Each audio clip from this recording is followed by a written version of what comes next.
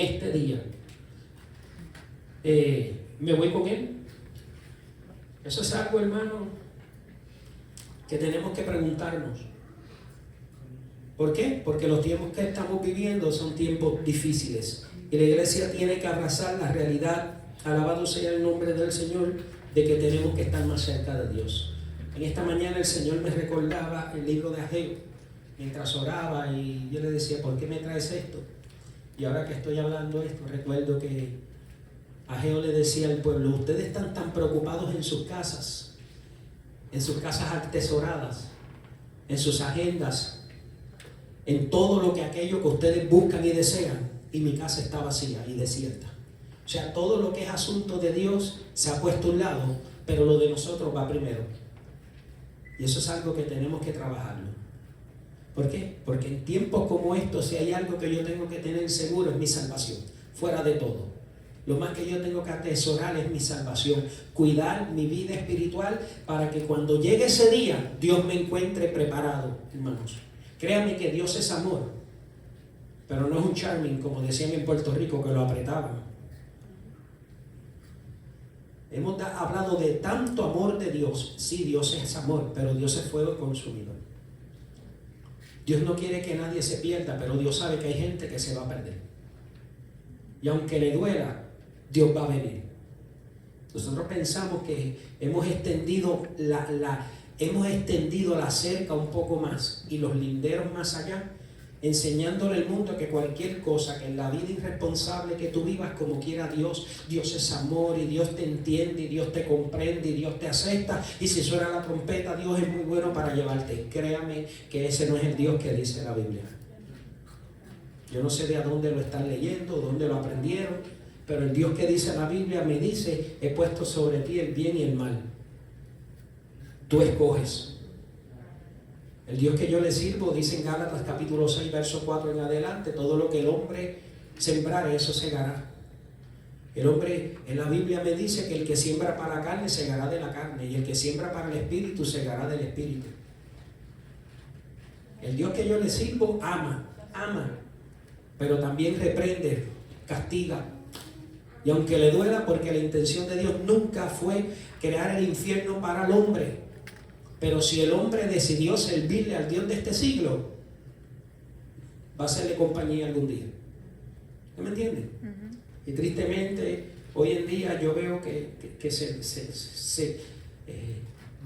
le hemos enseñado a la gente a vivir en una complacencia, como que Dios es entendido de todo. Usted sabía eso, pero eso no es lo que me dice la Biblia.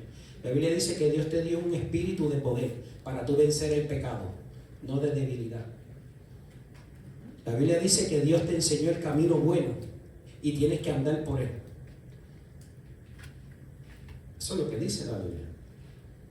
Y el mismo Dios que usted ve, y después de este estudio yo voy a dar un estudio sobre el tribunal de Cristo, donde el que usted ve hoy que es Salvador y que subió al cielo, vendrá como juez. ¿Usted sabía? El que estuvo aquí vino para salvarnos, se hizo cordero, pero el que viene con la autoridad de Dios para juzgar la tierra. Le ha dado todo el juicio al Hijo. Y Jesús mismo dijo: yo no voy a juzgar sino la palabra que yo les di. ¿Usted me entiende?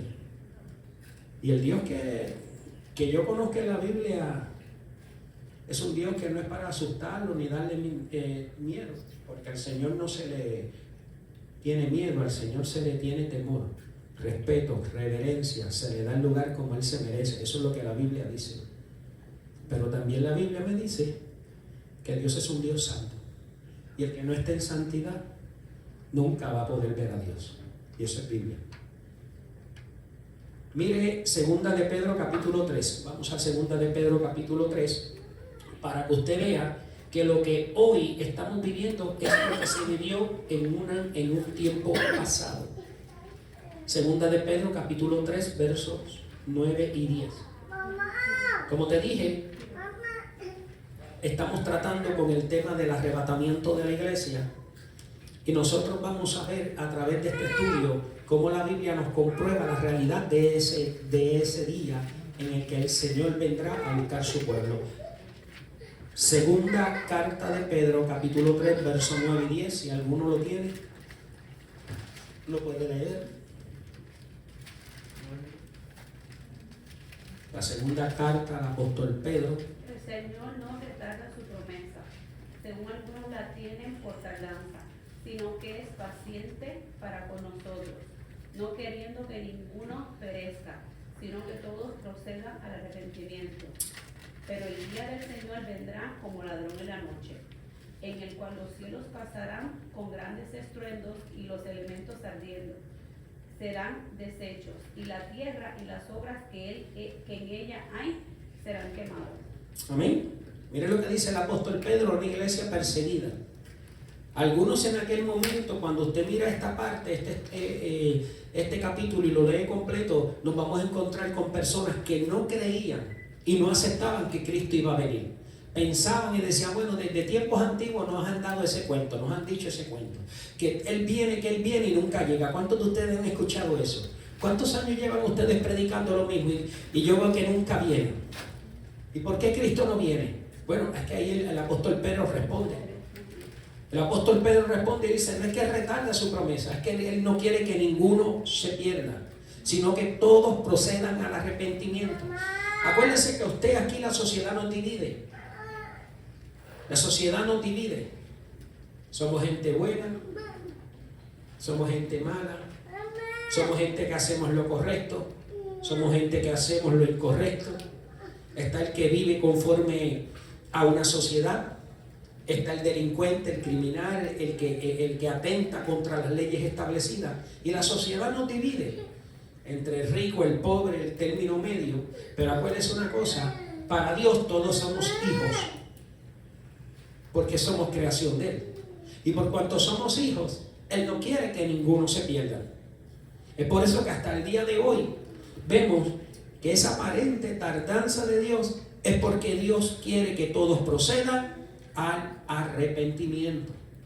Hermano, y si usted mira el tiempo que estamos viviendo, hermano, tenemos la iglesia llena de gente, pero no necesariamente están arrepentidos. ¿Usted sabía eso? ¿Usted sabe que la iglesia se olvidó llamar al arrepentimiento? ¿Usted no ha notado eso? La iglesia se olvidó llamar al arrepentimiento. ¿Usted sabía que el verdadero cristiano se conoce por los frutos, no por los talentos, por las habilidades o porque hace algo en la iglesia? Amén. ¿Usted sabe que pueden haber 1000 personas en la iglesia, 1000 personas en un templo y solamente haber 50 que son iglesia? ¿Usted sabía eso? ¿Usted sabe que la iglesia está llena de oyentes? ¿Usted ha escuchado eso? Porque usted entiende esas iglesias que usted dice, ¿por qué hay tanta gente ahí? Les voy a explicar por qué hay tanta gente. Porque la Biblia no habla en ninguna parte de una mega iglesia. ¿Usted sabía que no? Usted sabe que la Biblia no habla de una mega iglesia, porque el Señor nos llamó a ser discípulos. Y yo dudo que un pastor pueda discipular 1000 personas. 2000, 3000, 10,000 personas. Creo que es imposible. ¿Pero por qué? Porque tenemos membresía abierta. Todo el que llega escucha la palabra y después que usted frecuente ese lugar, lo establecen como miembro. Y ya es parte de una congregación, pero se convirtió. ¿Está sirviendo a Dios? ¿Tiene su vida en orden? ¿O simplemente es alguien que se sentó y fue cautivado por la música, una buena música, un buen grupo de adoración? Un predicador elocuente, un hombre capaz de poder exponer la palabra y que usted se sienta bien porque, oye, cuando ese hombre habla me enseña tantas cosas. Pero lo que te enseña, ¿lo vives, lo practicas, te esfuerzas por aprenderlo? ¿O simplemente te halaga el oído, te sientes bien?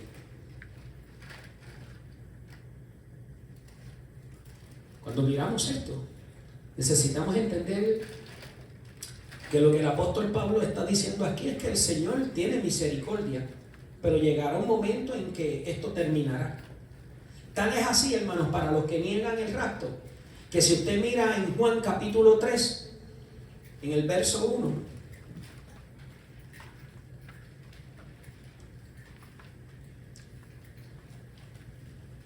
el libro de Juan: no se turbe vuestro corazón, creed en Dios creed también en mí. En la casa de mi Padre muchas moradas hay. Si así no fuera, yo los hubiera dicho, pues voy a preparar morada para vosotros. Perdón, Juan 14, 1 al 3. Juan 14, 1 al 3. Escuche esto. Juan 14, 1 al 3. No se turbe vuestro corazón. Ya Dios de antemano sabía que esta verdad, tarde que temprano, alguien iba a querer quitarla de nuestros corazones. No se turbe vuestro corazón, creed en Dios, creed también en mí. En la casa de mi Padre muchas moradas hay. Si así no fuera, yo os hubiera dicho, voy pues a preparar lugar para vosotros.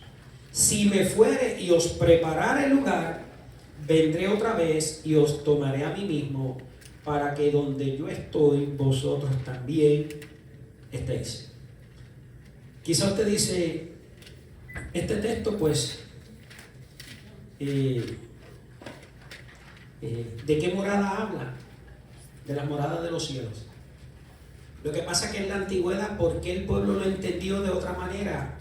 El pueblo de Israel.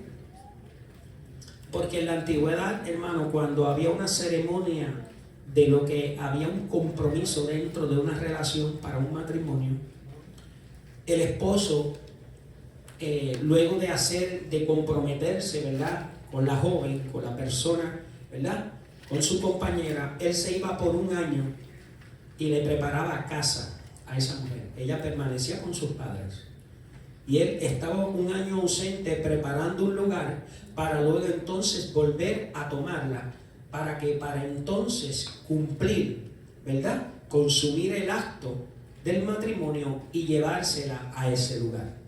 Y eso era costumbre en el tiempos bíblicos. Lo que el Señor está diciendo aquí, Jesús dice, si la iglesia es su novia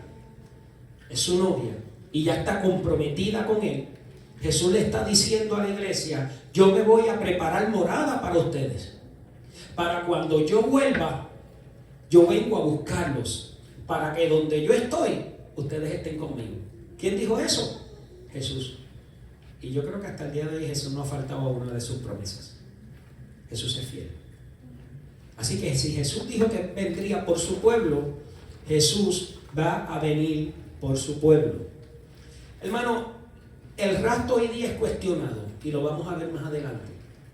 Muchas personas cuestionan la realidad del rapto. Tal es así que hoy hay un sinnúmero de iglesias, aún protestantes, iglesias cristianas, iglesias evangélicas, hombres que un día, alabado sea el nombre del Señor, creyeron en lo que era la manifestación del Espíritu Santo y ya no creen. Personas que en un momento dado creyeron en el rapto de la iglesia y ya no creen. Y hoy día todavía están en esos púlpitos. Pues así mismo, desde mucho tiempo atrás hubieron personas que no creyeron. Pero escuchen, la iglesia del primer siglo, la iglesia que se formó en el primer siglo, desde el primer momento que nació la iglesia, ellos creyeron que Cristo vendría. Dos cosas ellos tenían presentes: el milenio, que Cristo gobernaría por 1000 años en esta tierra. Uno, que eso es otro tema. Lo segundo, ellos entendieron que antes de la gran tribulación, Cristo vendría a buscar la iglesia. ¿Cuántos creen eso? Ustedes saben que yo he conocido muchos predicadores evangelistas con los que por su misericordia Dios nos permitió compartir el púlpito.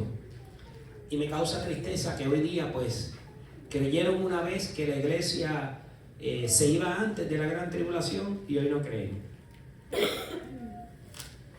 Y yo he tenido que escuchar sus propios mensajes y escucharlos para que no me cuenten, porque me han sorprendido, porque eran personas fundamentadas en la palabra. ¿Cómo es que el diablo puede? Mire cómo el enemigo tiene la sagacidad y la capacidad para extraer de usted una verdad y colocar una mentira. ¿Cómo es que un hombre que por muchos años estuvo en un púlpito llamando al arrepentimiento porque Cristo viene, hoy no cree que Cristo viene? ¿Cómo es un hombre o una mujer o un ministro de Dios que entendió que la iglesia se iba antes de la gran tribulación, hoy día reconoce que la iglesia va a pasar por la gran tribulación? La pregunta es cómo ellos pueden creer eso si no tienen herramientas para comprobarlo, sino que recurren a un libro y cogen un texto fuera de contexto y lo explican. Y como tenemos una sociedad que, vamos a ser sinceros, porque esta es la palabra, no hay otra, tan irresponsable con la palabra, que prefiere leer libros antes que la Biblia. Por eso es que estamos sumergidos en conocimiento humano, que la Biblia dice que la sabiduría de este mundo es diabólica. Sin embargo, en el fundamento de la palabra no lo tenemos. ¿Por qué? Porque nos hemos descuidado de estudiar la palabra. Y cuando usted no estudia la palabra, usted va a tener problemas. Y esa es la razón del por qué hoy día tenemos personas que no creen. Yo trabajé en una organización por 34 años. Ministros respetados, ministros que uno los escuchó y eran doctos en la palabra. Y en un día despertaron y dijeron, yo no creo en la resurrección. Yo no creo en el rapto. Yo no creo en la segunda venida. Y usted está buscando y se está preguntando, pero ¿de dónde sacaste esa idea? Y decidieron abandonar la organización, irse con toda su iglesia, porque lo que nosotros estamos predicando es mentira. Cuando en realidad lo que usted está escuchando en este día, todo tiene base bíblica. Sí, hermano, Cristo viene. Cristo viene. Y si Cristo no viene, quizá usted se adelante. ¿Usted me entiende? Y lo va a alcanzar como quiera. Pero la realidad es que Cristo viene a buscar su iglesia. Eso está establecido. Vamos a entrar en lo que es el tema para que usted vea lo que piensan algunos del arrebatamiento de la iglesia. La iglesia católica, la iglesia tradicional, la iglesia que prácticamente a través del mundo es el poder religioso que gobierna el mundo, dice Apocalipsis, que hay un poder religioso que gobierna el mundo. Eso es lo que dice Apocalipsis. Y que ese poder religioso, Apocalipsis dice que sus sacerdotes caminan por una alfombra roja. ¿Usted sabía eso? ¿Quién camina por una alfombra roja? ¿Usted sabe por qué mataron a Pío? Al Papa Pío. Porque cuando le preguntaron sobre cuál era esa iglesia, él dijo, somos nosotros. Luego desapareció. Ahora, esa iglesia a la que el mundo le rinde culto, reconoce y dice lo siguiente: Jesucristo no va a venir. No existe el rapto. Es falso, es mentira lo que la iglesia protestante o la iglesia evangélica dice. O sea, el rapto no es cierto. Cristo va a venir. Y ellos usan el pasaje de Apocalipsis 1:7, donde ellos dicen que va a ser en la gran tribulación y se va a conocer al mundo. Créame que la iglesia de ninguna manera hay base bíblica para entender que la iglesia pasará por la gran tribulación. Esa apertura de Jacob, eso que dice Daniel 9, eso que se dice que se va a derramar sobre este mundo. La gente hoy día dice que el anticristo hace unos años atrás era Clinton. Otros dijeron que el anticristo era Obama. Otros le pusieron cuernos a Trump. Dijeron que también el anticristo era Trump. Hermano, esa gente no es nada con lo que la Biblia habla de este ser. El hijo de pecado, el hombre de pecado que la Biblia habla de ese anticristo, no se parece en nada a lo que hoy en día muchos dicen que es.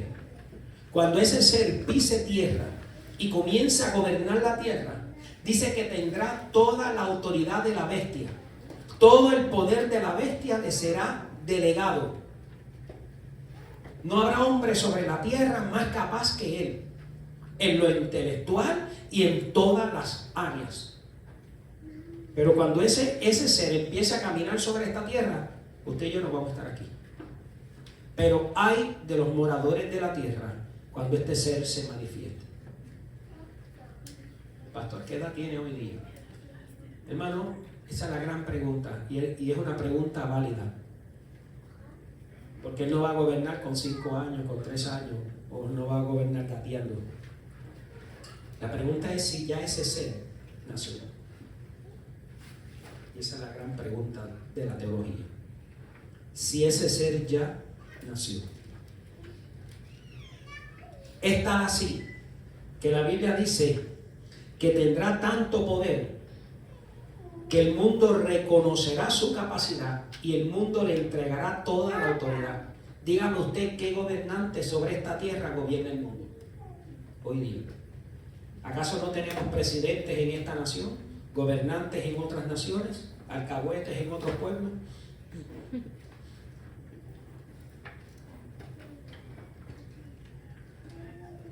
Sin embargo, de este ser se dice que 10 naciones le entregarán todo el poder. Que la iglesia tradicional le entregará toda la autoridad y todas sus finanzas. Por eso él tendrá el poder económico. ¿Para qué? Para poder funcionar. Usted sabe que en esta nación los presidentes anteriores estuvieron como 12 años con una limusina que había que chequearla todas las mañanas. Y el Papa tiene 7. ¿No sabía eso? Esa limusina que andan los presidentes aquí, que tienen antibalas, la blindada es esa. El que usó una nueva fue George Bush porque se la compró Bill Clinton, que él la preparó para que él pudiera gobernar. Porque la que usó Bill Clinton y los anteriores era vieja. Sin embargo, el Vaticano tiene 7. Si hay un poder económico en este mundo, es la iglesia tradicional. ¿Usted sabía que la iglesia tradicional tiene el dinero para terminar con la hambruna de muchos países en esta nación? Pero le voy a decir cómo él lo resuelve. Él dice, yo quiero venir a Ocala. Aquí tenemos que invertir 3 millones, seguridad, policías, todo el mundo para cuidarlo y protegerlo. Él se va a bajar del avión, él va a pisar la tierra, él se va a doblar, él le va a dar un beso a la tierra, él va a bendecir la tierra, él va a subir y la deuda la va a pagar usted y yo.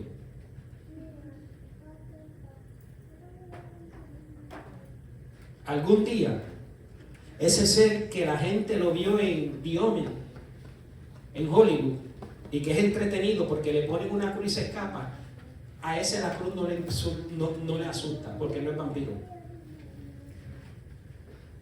La capacidad, el intelecto, más la sagacidad, todas las características que se manifiestan en Satanás se van a manifestar en ese ser. Satanás hasta el día de hoy no ha podido tomar un cuerpo, Dios no se lo permitió. Dios estableció leyes en esta tierra. Y las leyes que estableció fue la siguiente: carne y sangre tienen que operar dentro de este mundo. ¿Usted sabía eso? Por eso él tuvo que traer a su hijo por medio de una virgen, porque el mismo Dios se sujetó a esa ley. Carne y sangre es lo único que opera en este mundo. Por eso usted y yo tenemos carne y sangre. Pero entonces, ¿qué hizo Dios? Se hizo hombre, dice la Biblia, se hizo hombre para poder estar aquí. Pues Satanás, así como es Padre, Hijo y Espíritu Santo, asimismo Satanás va a tener la trilogía, la Trinidad diabólica, el gran dragón, la bestia y el anticristo, el falso profeta. Y él va a tener ¿qué? Cuerpo, y va a poder pisar tierra. Y si hasta el día de hoy nos asusta cualquier gente por ahí, imagínense cuando ese ser esté habitando, gobernando, controlando, y que nadie lo puede controlar. No crea que el Senado le va a impedir el plan de trabajo. Usted sabe que eso no. Ni el Congreso va a controlarle sus leyes. Eso no es lo que dice la Biblia. Tendrá poder absoluto sobre el mundo. Eso lo dice Apocalipsis, capítulo 19. Y se le dará poder para que atente aún contra el mismo Israel. Por 7 años. Eso es lo que le espera a este mundo. Pero la iglesia se va a levantar. Ahora mire, la iglesia católica no reconoce el rapto. No lo reconoce. Y hoy en día el pensamiento humano, hoy en día, en muchos altares, y muchos hombres como lo que fue Gigi Ávila, Luis Palau, David Wilkinson, John Hagee, estos hombres constantemente su mensaje es de apología, de escatología Y lo que ellos predican es acerca de la venida de Cristo. Aquellos que hemos escuchado a estos hombres, usted sabe que esto es lo que ellos predican. Ellos hablan de que Cristo viene, de la posición de la iglesia y de lo que va a suceder en el mundo. Usted sabe cómo estos hombres están clasificados hoy día como falsos profetas. No se reconocen como hombres de Dios. ¿Por qué? Porque están predicando que la verdad de un rato. Y la iglesia ya no los quiere escuchar.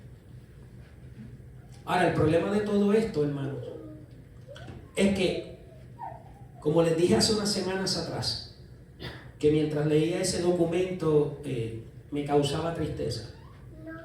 El 64% del pastorado hoy día que está siendo usuario de un altar ha transformado el mensaje de tal manera que ha desligado la verdad de lo que está escrito para presentarle a la iglesia lo que la iglesia quiere oír. 64%.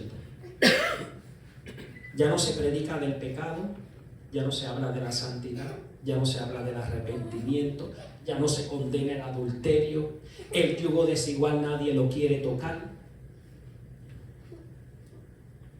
La santidad ni se hable de ello. ¿Por qué? Porque cuando usted escucha a estos hombres hablar, es que yo tengo un proyecto. Y si no tengo las finanzas necesarias, no lo voy a poder hacer. Y le voy a hacer una pregunta. ¿De quién es la iglesia?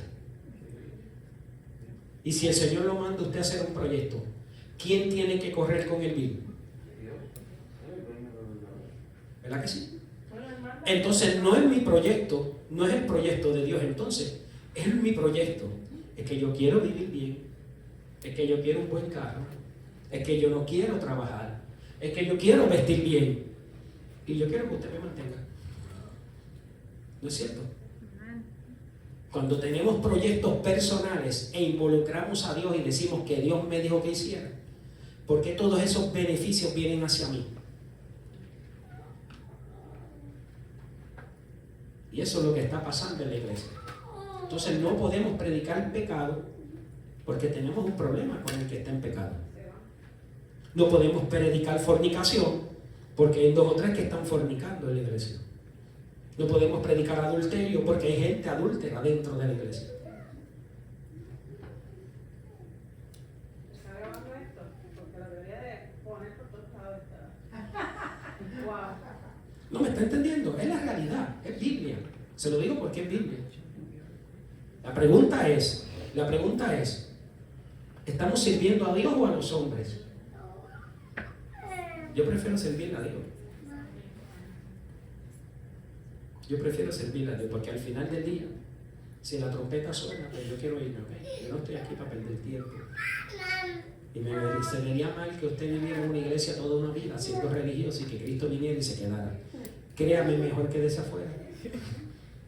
Porque estas 2 horas, ¿verdad?, las puede aprovechar para pegar. No te se ríe. Yo soy sincero en la realidad de que como estamos viviendo una generación que no se puede tocar, que es tan sensible. ¿Usted me entiende? Cuando en realidad, hermano, lo que estamos tratando es de salvarnos. Estamos tratando de salvarnos, tenemos que salvarnos. Tenemos que pelear nuestra salvación. Y usted puede ver, hermano, que cuando usted encuentra líderes, porque cuando usted encuentra un líder que se acomoda de esa manera, ¿qué usted puede esperar de una congregación? ¿Y acaso nosotros no somos los modelos a seguir? Si el pastor está virado, ¿qué usted espera de la iglesia? Si el pastor no ora, ¿usted espera una iglesia de oración? Si el pastor no busca a Dios, ¿usted espera una iglesia consagrada? O sea, son preguntas porque esto tiene que ver, no estamos saliendo del tema, esto es el rato. Esto está a la vuelta de la esquina. Esta generación está viendo, escuche esto, esta generación está viendo lo que mis abuelos me contaron. ¿Usted sabía esto? Lo que mis abuelos me contaron es lo que yo estoy viendo. ¿Y usted sabe cuándo comenzaron los días postreros? No fueron ni en los 70 ni en los 80.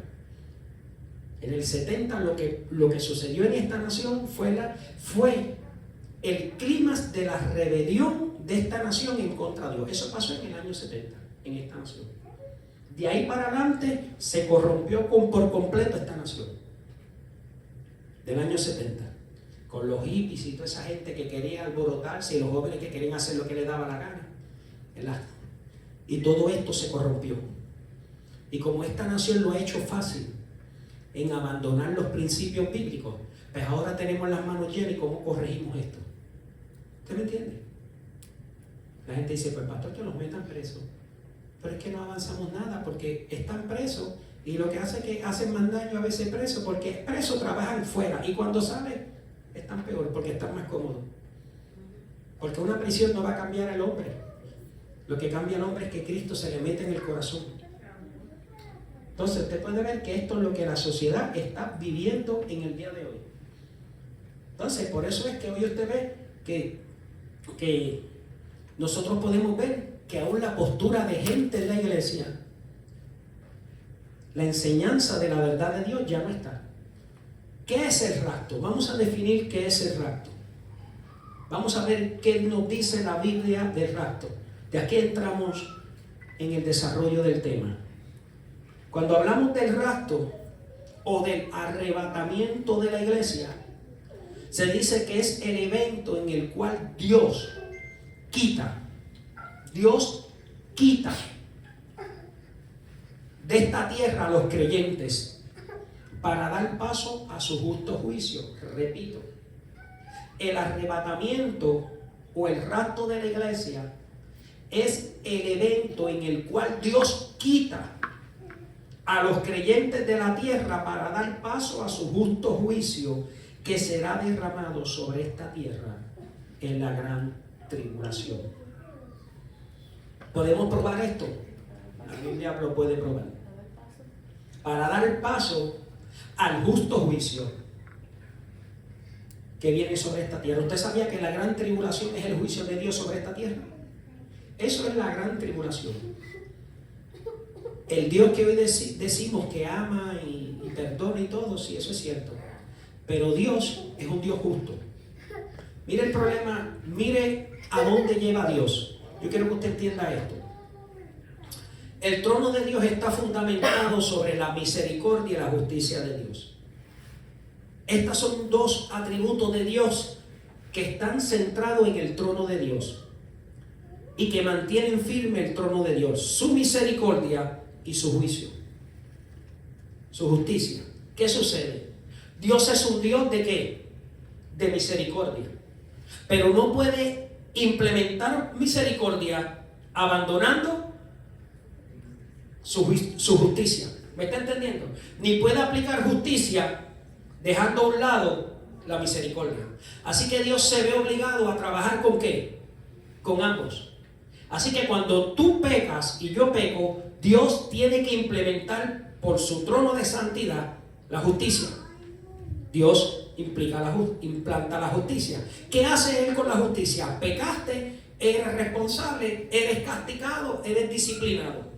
Pues entonces, ¿qué pasa? Dentro de esa justicia de Dios, Dios no abandona la misericordia, sino que entonces implementa la misericordia.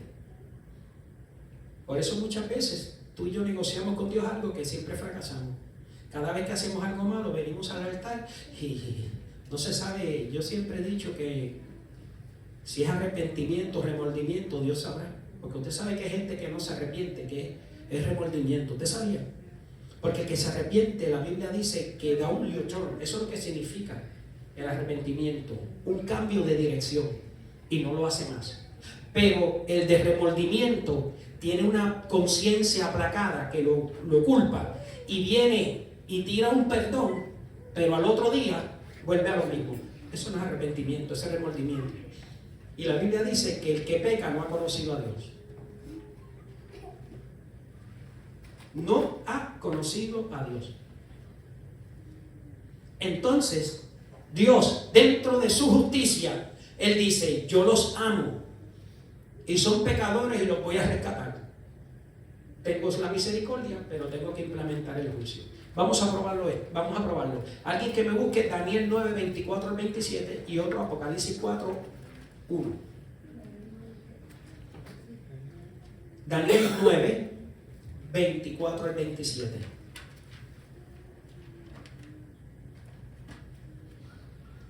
Vamos a leer con calma para que usted vea. Daniel 9, Vamos a ir paso a paso con esto, para que usted entienda, porque aquí vamos a entrar en textos que traen preguntas, traen inquietudes.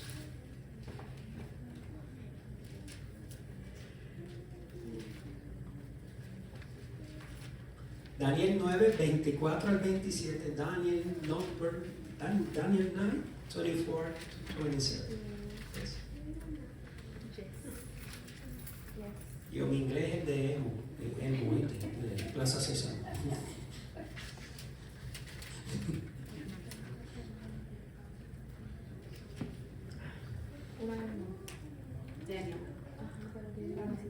Daniel 9. ¿Alguien que me lo lea? 24 al 27. ¿Quién me lo lee? 70 semanas están determinadas sobre tu pueblo y sobre tu santa ciudad para terminar la prevaricación y poner fin al pecado, y expiar la iniquidad para traer la justicia perdurable y sellar la visión y la profecía, y ungir al santo de los santos. Hasta ahí un momentito. Hasta ahí un momento. Mire cómo la Biblia nos da detalle de lo que va a suceder en la gran tribulación. 70 semanas. 70 semanas están destinadas para tu pueblo. Dios le dice a Daniel, son 70 semanas. ¿Usted sabe cuántas semanas van ya? 69. ¿Usted sabe que estamos en la última semana?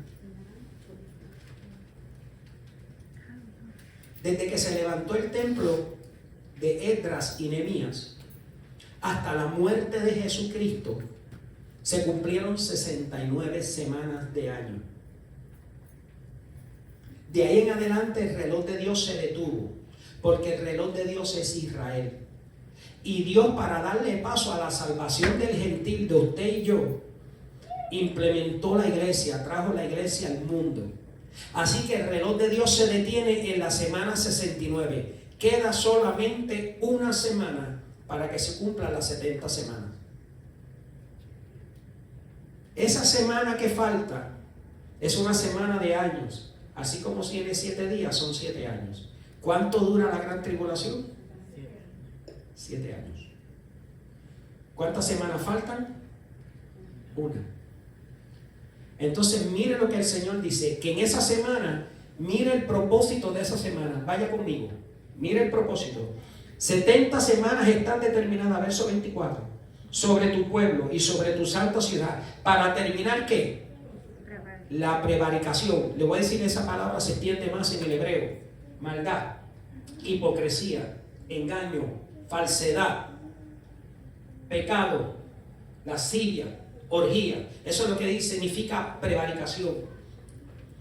Y poner fin al pecado. Dios va a terminar con el pecado del mundo. ¿Usted sabía que Dios va a terminar con el pecado del mundo? Eso es lo que dice Dios ahí. Y expiar la iniquidad para traer ¿qué? Justicia perdurable. ¿Quién es el que va a traer justicia? ¿Trump? El único que puede traer justicia al mundo es alguien que verdaderamente es justo. Y la Biblia dice que solamente hay un justo uno. ¿Y quién es? Cristo. Él es el que va a traer justicia al mundo. Y dice, para traer la justicia perdurable y sellar la visión y la profecía y ungir al santo de los santos. Continúa. Verso 25. Sabe pues y entiende que desde la salida de la orden para restaurar y edificar a Jerusalén hasta el Mesías, príncipe, a las 7 semanas y 72 semanas se volverá a edificar la plaza y el muro en tiempos angustiosos. Sí. Y después de las 72 semanas se quitará la vida al Mesías, mas no por sí, y el pueblo de un príncipe que ha de venir destruirá la ciudad y el santuario, y su fin será con inundación, y hasta el fin de la guerra durarán las devastaciones. Después de la muerte de Jesús apareció Tito, un soldado romano que destruyó Jerusalén. Y eso fue en el año 70. Eso es lo que dice, vendrá un príncipe y destruirá la ciudad. Eso lo hizo Tito en el año 70. Aquí entonces lo que falta son, ¿qué? Una semana. Y esa semana es lo que la Biblia reconoce como la gran tribulación. Pero esa gran tribulación, ¿para quién es la gran tribulación? Siguiente. Es cierto que va a estar centrada en Israel, porque Dios persigue un propósito con Israel. Ahora vamos a ver dónde está la iglesia. Apocalipsis capítulo 4. Vamos a ese texto para que usted vea.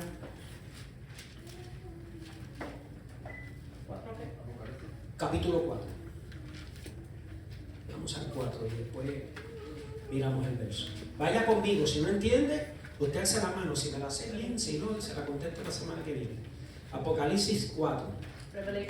Revelation 4.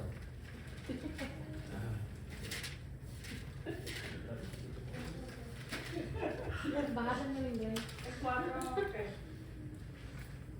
1, verso 1. Vamos ahí para que usted vea cómo la Biblia es su propio intérprete. ¿Nadie vale?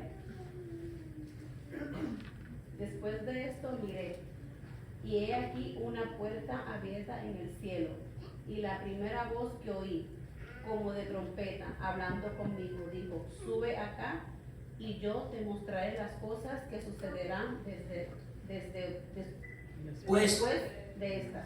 Ok, les voy a explicar el Apocalipsis en 5 minutos. I'm ready. Se lo vamos a dar en 5 minutos.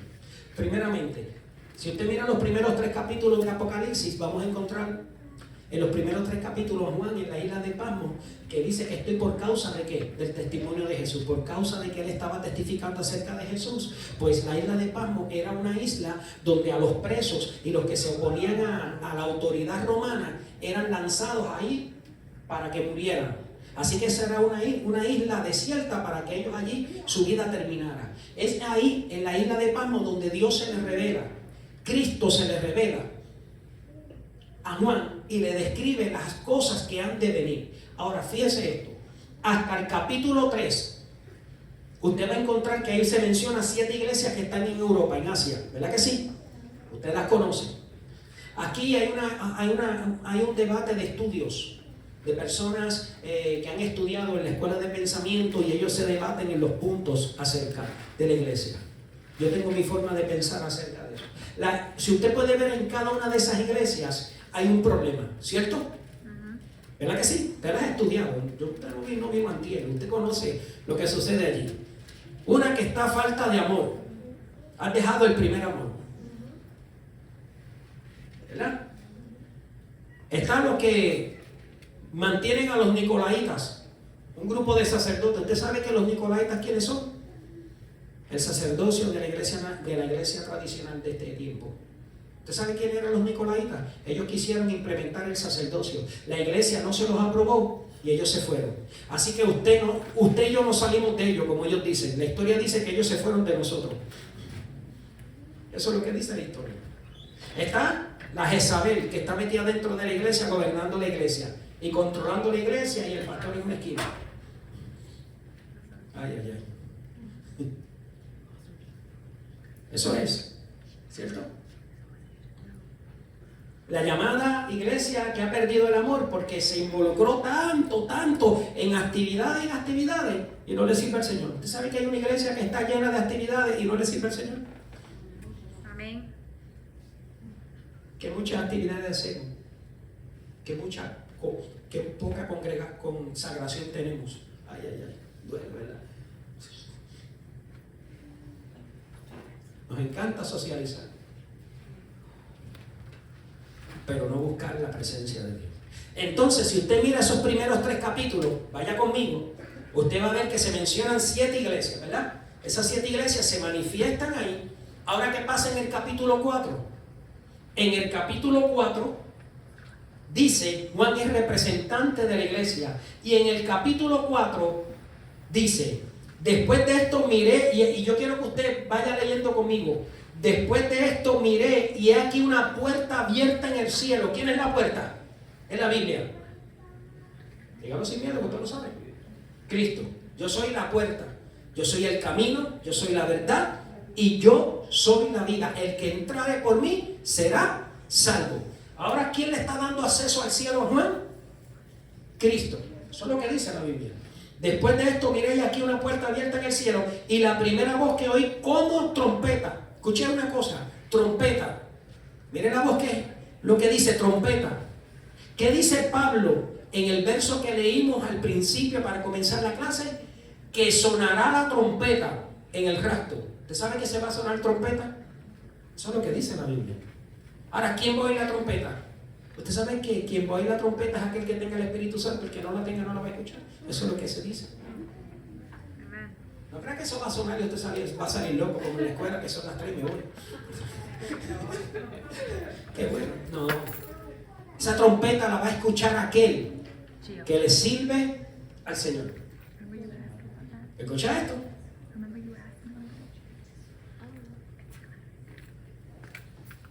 Aquel que le sirve al Señor. Y se tocará trompeta. Número 10, verso 2. Por ahí anda. Búsquelo por ahí. No lo vamos a leer. Pero ahí se explica la trompeta. Se tocaba la trompeta para 3 cosas. Para reunir al pueblo. Para que el pueblo marchara. Y para convocar al pueblo para una reunión. ¿Qué va a suceder cuando suene la trompeta? La iglesia es convocada para las bodas del Cordero. Se tocará trompeta. Y Pablo dice, y cierto que se va a tocar. Miren lo que dice Pablo. Y cierto que se va a tocar. Así que Dios tiene una trompeta. Ese no es el shofar que ustedes quizás por ahí tenían y sonaron una vez. O yo en muchos lugares fui y sonaba el shofar que le dicen, el cuerno eso. Es una trompeta. ¿Cómo va a ser? Pero la Biblia nos enseña que se tocará trompeta y seremos levantados. Ahora escuche esto. Vamos a seguir. Hablando, y la primera voz que oí como de trompeta hablando conmigo dijo, sube acá, y escucha aquí, y yo te mostraré las cosas que sucederán. ¿Cuándo? ¿Qué es un después? Si hay un después es porque hubo un antes. Entonces hubo un acontecimiento antes que llevó a un qué. ¿Qué pasa con la iglesia hasta el capítulo 3? Se habla de ella, ¿verdad? En el 4 se dice a Juan que suba, tipo de la iglesia. Y en el capítulo 5 está Juan llorando porque ve un libro con sello que nadie lo abre. ¿Verdad que sí? En el capítulo 5 entonces, mientras él lloraba, el ángel le dice, ¿por qué lloras si el cordero inmolado ha venido para abrir el sello? ¿Verdad que sí? Eso es lo que dice en el capítulo 5. Y dice que cuando él se presentó, el cordero inmolado, todo el mundo le rindió culto, le rindió adoración. Entonces cuando le rinden adoración, él abre el sello, abre el libro. ¿Qué habría en el libro? Muchos hay. La palabra hay es juicio. No es el pinchazo que te diste tratando con algo. Hay es juicio. Entonces en el capítulo 5 se abren los sellos. Se abre el libro. ¿Y qué sucedió en el capítulo 6?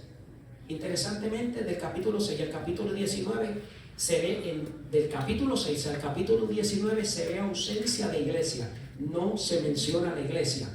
Lo único que se menciona son juicios. ¿Por qué se mencionan juicios? Porque ¿dónde está la iglesia?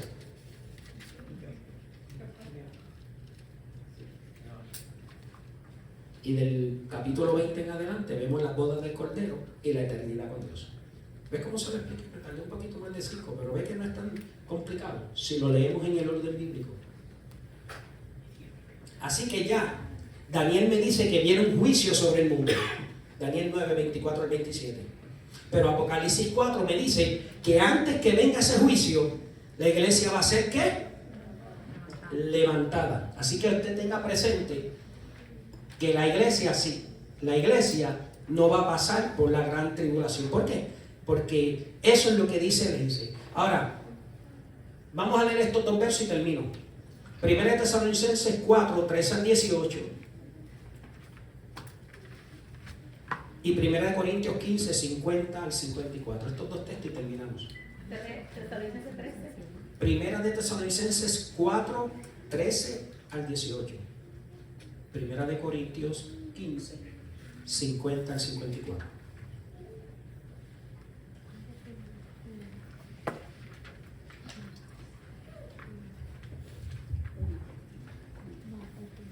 Usted sabe que la palabra rapto no aparece en la Biblia, pero sí arrebatamiento. Pero esa palabra significa en un abrir y cerrar de ojos. ¿Cuánto tiempo? Aquellos que conocen más ciencia del cuerpo humano, que yo no conozco mucho. ¿Cuánto tiempo nos tardamos en pestañear? Nada, ¿verdad? Milésimas de segundo. Pero usted sabe que la palabra rapto en el hebreo significa un pestañeo. Así que eso va a ser, mire, así. Así va a ser. Hay pruebas de rapto, de ese arrebatamiento. Hechos 8:39, Felipe. ¿Se acuerdan cuando el Espíritu tomó a Felipe y lo llevó al etíope? Dice que lo trasladó. Eso lo dice la Biblia, yo lo tengo que creer. Dijo un predicador, yo lo mismo creo, que la ballena se tragó a Jonás, pero también si la Biblia dice que Jonás se tragó a la ballena, me la creo también. Porque la Biblia lo dijo ese hombre. Así que el traslado va a ser rápido. Usted está aquí, de momento, se acabó todo. Así va a ser. El Señor sabe hacer sus cosas. Ese traslado también, ¿se acuerdan de Pablo en 2 Corintios 12? Que dice que fue llevado al paraíso. Dice que fue llevado al paraíso. Y por jactarse le pusieron porque hoy todo el mundo habla del cielo. A mí me llama mucho la atención. Hay gente que dice que fue al cielo, caminó con Cristo, tomó café con Cristo, paseó en el patio con Cristo y después escribe en la tierra. Qué interesante. Y ellos dicen que el cielo es así, así, así, así. Que Dios me llevó por un túnel negro y al final encontré luz. Hermano, bíblicamente no hay base bíblica para el túnel negro. No ves. Yo he pasado por túneles negros y encuentro luz al final. El Holland Tunnel en México, cuando viajé, pero yo no he visto otro túnel. Todos terminan en alguna luz, pero la Biblia no me habla de eso. Ahora, mire qué interesante. Para los que se jactan con las revelaciones y que lo subimos al altar porque queremos escuchar lo que pasó con la iglesia. Pablo dijo, ustedes me han obligado a jactarme. Esto es una pausa para leer los textos. Ustedes me han obligado a jactarme. Conozco un hombre en el cuerpo o fuera del cuerpo, 2 Corintios 12. No lo sé. Tampoco sé si conozco a ese hombre. Él está hablando de él. Pero una cosa yo sí sé. Que él subió al tercer cielo. Y en el tercer cielo vio cosas inefables. Cosas tan grandes que no han subido al corazón del hombre y que el hombre no las puede explicar. ¿Verdad que eso es lo que él dice? Y se puso a hablar ¿qué? Del cielo. El siguiente capítulo dice que tenía un aguijón. Para que no hables lo que no tienes que hablar. Lo que yo te dé, manténlo contigo. Pero a él nos encanta, no, espérate, ese hombre fue al cielo, me puede explicar el cielo. Mira, hermano, tenga cuidado. Después de ese capítulo, a Pablo le fue mal un tiempo. Porque él dice que me pusieron un aguijón para que yo no me saltase sobremanera. Quédate donde estás. Si aquí el que merece gloria es Dios. No el hombre, es Dios. Y acuérdate que tú lo declaras y la gente te ve de una manera diferente y tú te glorías, porque eso es lo que alimenta el diablo. El orgullo que hay dentro de nosotros y que lo que busca es el antídoto para elevarse. Vamos a los pasajes rapidito y terminamos. 1 Tesalonicenses 4, 13 al 18. ¿Quién lee por ahí? Rapidito. Tampoco queremos, hermanos, que ignoréis acerca de los que duermen, para que no descáis como nosotros que no tienen esperanza. Porque si creemos que Jesús murió y resucitó, también traerá Dios con nosotros a los que durmieron en él. Por lo cual decimos que esto en palabra del Señor, que nosotros que vivimos, que habremos quedado hasta la venida del Señor, no precederemos a los que durmieron. Porque el Señor mismo, con voz de mando, con voz de arcángel y con trompeta de Dios, descenderá del cielo y los muertos en Cristo resucitarán primero. Luego, nosotros los que vivamos, los que hayamos quedado, seremos arrebatados juntamente con ellos en las nubes para recibir al Señor en el aire y así estaremos siempre con el Señor. Por tanto, alentaos los unos por los otros con estas palabras. Escuche esto. Pablo nos da detalles de cómo va a ser eso que va a suceder. Cómo va a suceder el rapto. Mire lo que Pablo lo habla. Y mire cómo Pablo lo habla de una manera, quizás algunos se complican la vida, pero si lo leemos con calma vamos a entender. Primeramente, Pablo dice en el verso 13, Pablo está tratando de explicarle a la iglesia de Tesalónica, le está tratando de explicar cómo va a suceder este acto. lo primero que él dice. Tampoco queremos, hermanos, que ignoréis acerca de los que duermen. Aquí están hablando de personas, miren la palabra que usa, duermen, tengan presente, no habla muertos. Pastor, pero se murieron. Bueno, pero eso es para usted. Pero para la Biblia y para el creyente, el que no conoce al Señor, murió sin Cristo, murió. Pero el creyente duerme. Y quien duerme, Cristo dijo, será despertado. ¿Me entiende? Así que él está hablando de los creyentes de la antigüedad. Estamos partiendo desde Abraham y desde el principio de la historia. Él dice, tampoco queremos, hermanos, que ignoréis acerca de los que duermen, para que no os treintaisquéis como otros que no tienen esperanza. Porque si creemos que Jesús murió y resucitó, así también traerá con Jesús a los que durmieron con él. ¿Ves? Si Cristo pudo resucitar, Jesús también puede resucitarlos a ellos. ¿Ves lo que está diciendo? Así que ellos no van a perecer. Por lo cual os decimos esto en palabras del Señor, que nosotros que vivimos, que habremos quedado hasta la venida del Señor, no precederemos a los que duermen. ¿Qué es lo que está diciendo? ¿Por qué el Señor no levantó a esa gente en aquel tiempo? Aquí Pablo da una contesta. Porque la iglesia no se había establecido. Y Dios dice, como la iglesia es la que va a vivir y reinar y gobernar con él, yo tengo que retener a esa gente ahí hasta que llegue el día del rapto. Cuando suene la trompeta y yo me lleve a la iglesia, ellos van a resucitar ¿qué? Primero. Eso es lo que dice la Biblia. ¿Me están entendiendo hasta ahora? Ellos van a resucitar primero. Y nosotros, dice, no precederemos a los que durmieron. Porque el Señor mismo con voz de mando, con voz de arcángel y con trompeta de Dios descenderá del cielo. Y los muertos en Cristo resucitarán primero. Luego nosotros, los que vivimos, los que hayamos quedado, seremos arrebatados juntamente con ellos. Ahora escuche esto. ¿Dónde dice? En las nubes. En la nueva versión internacional. ¿En el qué? ¿En el aire? Sí. En el aire, sí. Pero dice las nubes también. Dice, escuche esto, y esto es importante que usted lo entienda. En el rapto, Cristo no desciende. Cristo se queda en las nubes. Y la iglesia es que es levantada. ¿Lo podemos probar? Vamos a leerlo. Porque el Señor mismo, verso 16, con voz de mando, con voz de arcángel y con trompeta de Dios descenderá del cielo. Y los muertos en Cristo resucitarán primero. Luego nosotros los que vivimos, los que hayamos quedado, seremos arrebatados juntamente con ellos en las nubes para recibir al Señor. ¿Dónde? En el aire. Y así estaremos siempre con el Señor. Es importante que usted entienda esto. ¿Por qué Jesús se queda en el aire?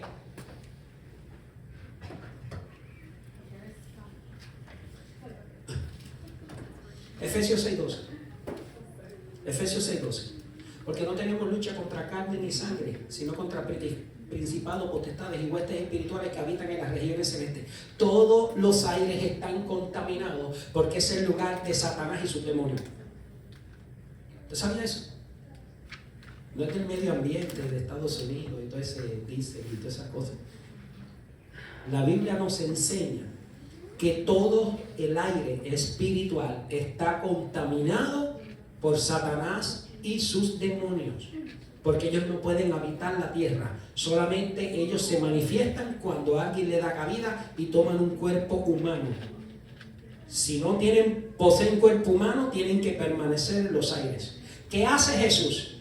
Jesús se detiene en los aires con sus ángeles para abrir camino, para que cuando suene la trompeta y nosotros subamos, Él nos espera ahí para llevarnos a la presencia del Padre. ¿Me entendieron? Esa es la razón por qué Él queda en el aire. Por eso es que hay diferencia entre el rapto, que es cuando Cristo viene a buscar la iglesia, y la segunda venida, que la vamos a explicar. Súmame. Que si los que se murieron en Cristo, como tú dices, son los que se murieron en Salvador. Cuando una persona muere en Cristo, muere salva.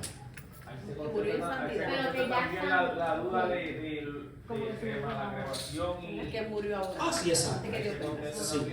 También, porque al final, acuérdense una cosa, usted está cremando un cuerpo, pero en sí el alma es lo que vale. Aunque bíblicamente el cuerpo enseña, hay principios para el cuerpo, este cuerpo nos manda a cuidarlo. Y hay unos puntos por qué. Usted va a resucitar con este cuerpo, usted sabía. Antes o después para Le guste o no le guste. Así que acomódate y mira al espejo al revés y al derecho, porque no creas que vas a salir como Jennifer López o Chapela. Así que aguanta lo que venga, porque con este cuerpo, ¿qué vas a salir? Transformado. Transformado. Sí, pero tampoco es bajo tus exigencias. Oíste, tú puedes exigir aquí, pero a Dios no le vas a exigir. Ok, Dios. ¿Me entendiste? Es que este es el problema. ¿Te acuerdas que te lo dije cuando empezara a hablar de esto? me preguntan y me enredaban a mí.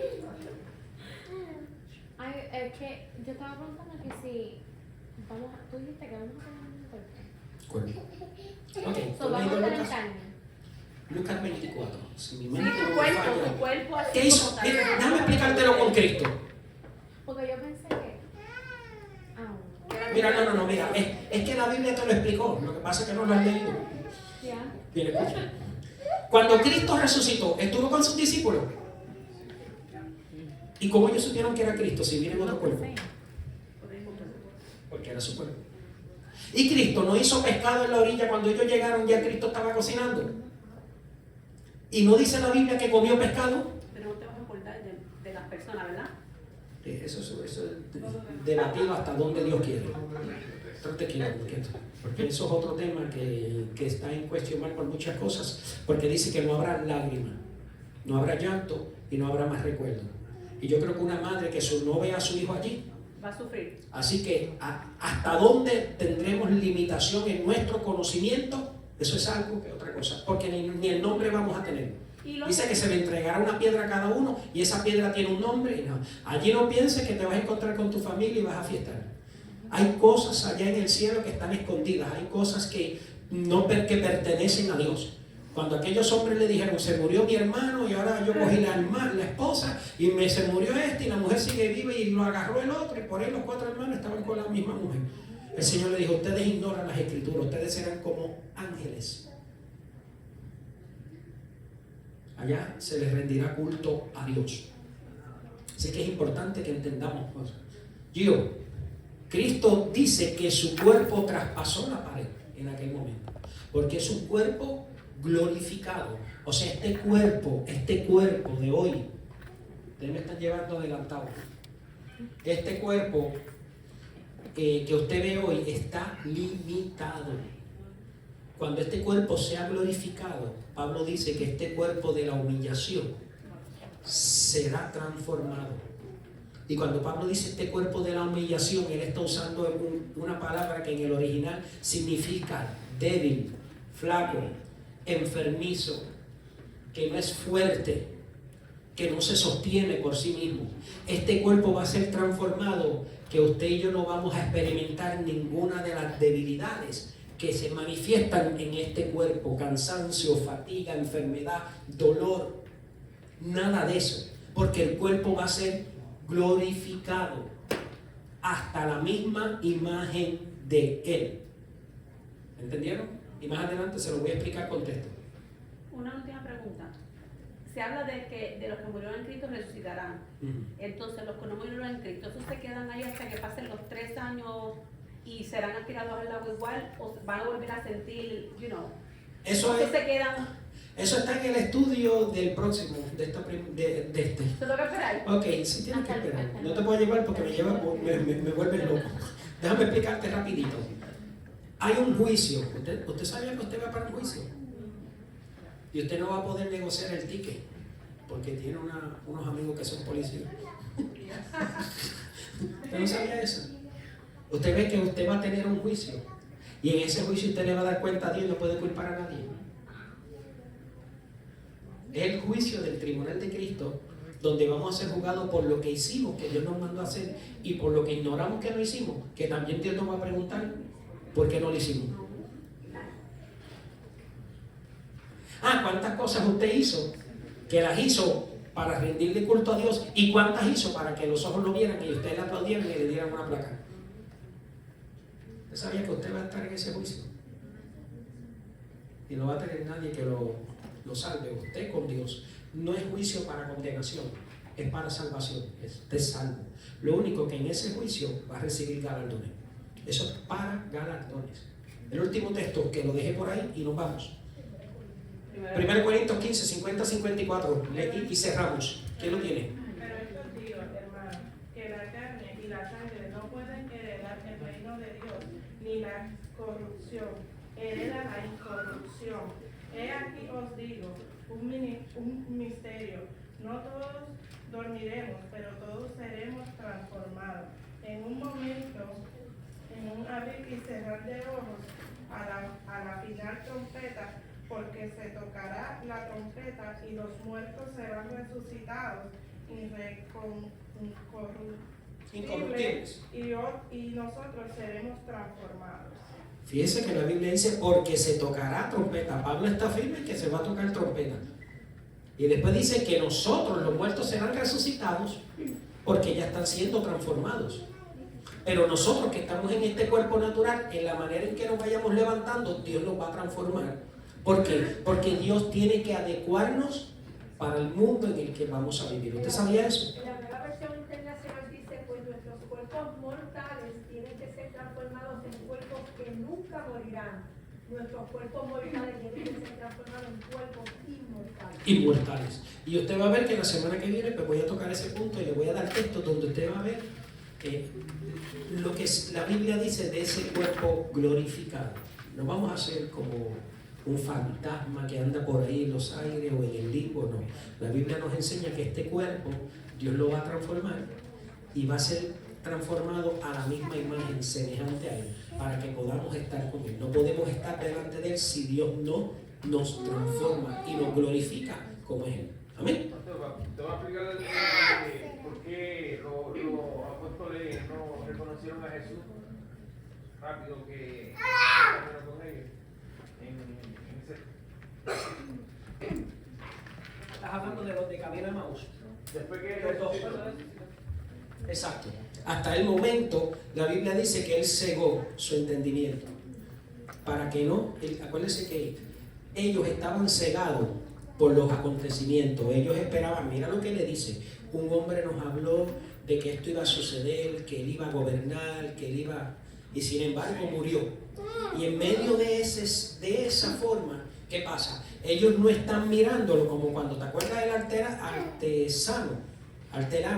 que es el que está en la tumba, que las mujeres no lo conocían y le decían, y era Jesús.